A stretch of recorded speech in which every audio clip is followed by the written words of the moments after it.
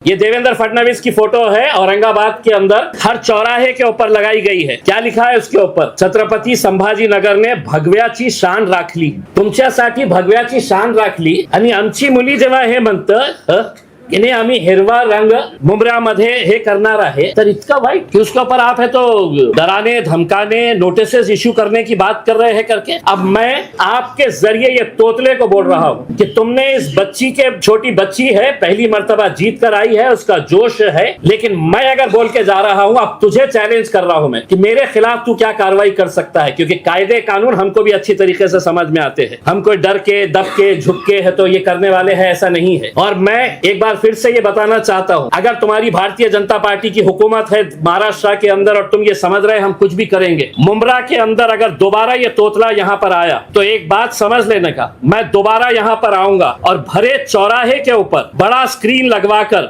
उसकी जो blue film है, मैं है तो वो फिल्म है तो भरे चौराहे के ऊपर दिखाऊंगा। तुम हमको सिखा रहे हो, तुम्हारा खुद का चरित्र क्या है तुम देखिएगा। और तुम ये समझ रहे होंगे कि भाई मैं आऊंगा, आके है तो यहाँ पर पुलिस वालों के ऊपर दबाव देकर चला जाऊंगा करके, तो इनकी पार्टी गुंडे और मवालियों से भरी पड़ी हुई है। पुलिस अगर इनको कंट्रोल नहीं कर सक रही है तो आप हमारे ऊपर दबाव डालेंगे कि नहीं साहब ये आया था, कौन है, उसका वजूद क्या है, क्या ये। इस बच्ची के ऊपर जिस तरीके से, उनके परिवार के ऊपर जिस तरीके से प्रेशर लाया जा रहा था, उसमें हमने कहीं पर भी आज हमने मीटिंग लेकर ये कहा है कि देखिए हमारी जीत हुई है, हमें लोगों ने है तो आवाम ने है तो कबूल किया है, एक्सेप्ट किया है। हमारे अंदर ह्यूमिलिटी होनी चाहिए, हमने लोगों का धन्यवाद अदा करना चाहिए।